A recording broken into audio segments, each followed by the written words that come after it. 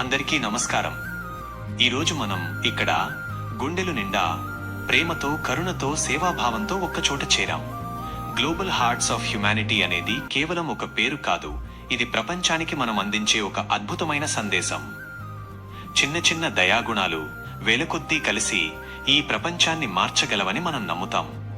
ఈ మహాప్రయాణంలో అందరూ భాగస్వాములు అవ్వాలని, మన సేవా కార్యక్రమాలను మరింత మందికి విస్తరించాలని మనస్ఫూర్తిగా కోరుకుంటున్నాను. ఈరోజు మన జానకమ్మ గారి పుట్టినరోజు జరుపుకోవడం చాలా ఆనందంగా ఉంది.